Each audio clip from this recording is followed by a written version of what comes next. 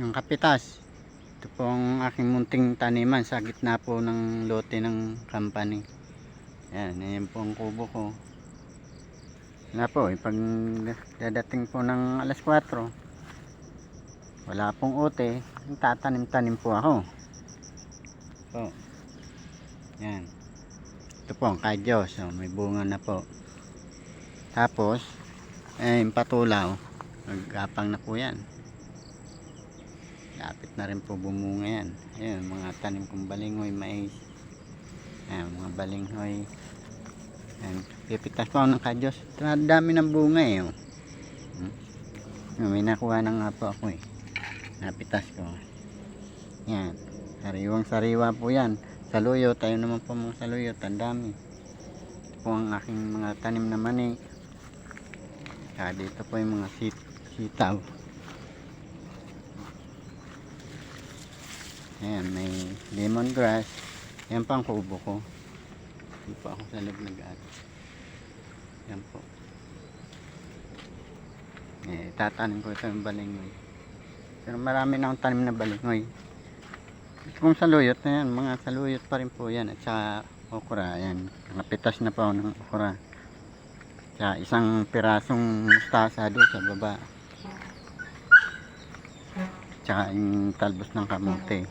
Itong mais naman po ito. Dito ko po sinitas. Ayan. Kanina. Ayos na po yan. Ngayon po, pipitas naman ako ng sitaw. Madagdagan ng sitaw ito. May bunga na rin po eh.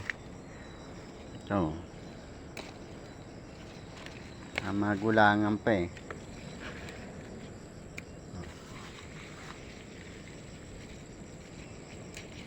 Ng umaga may gulay na.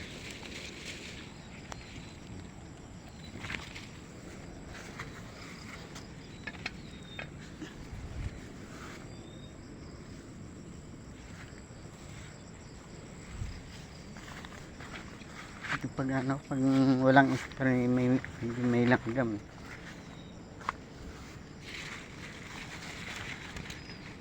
Ito.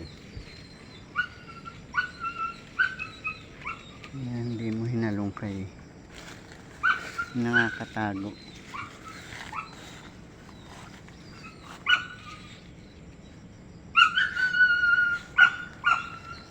Ano po ito?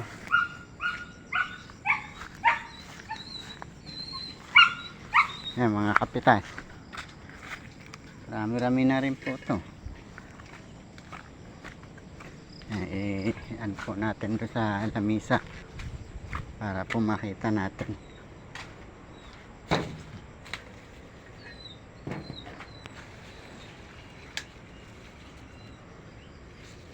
Yan po. Saluyot. Isang mustasa. Sitaw. Yan po. Talbos ng kamote.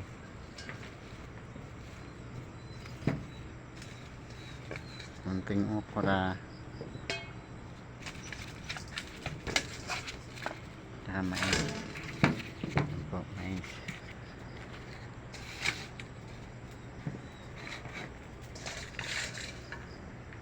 Kunting kadyos. Yan po. Kadyos, mais, okra, talbos ng kamote, tasa, tsaka saluyot. Pinagsasama-sama ko po yan lutuin. Bulang lang. Yan, isasag ko dito sa isang pritong tilapia. Ganun po ang akin dito sa buhay sa stay-in sa company. Dating alas 4, tatanim. Ayan mga papaya ko po. Ayan, mataas ang lalaki. Hindi masyado po paninag eh. Maraming salamat po.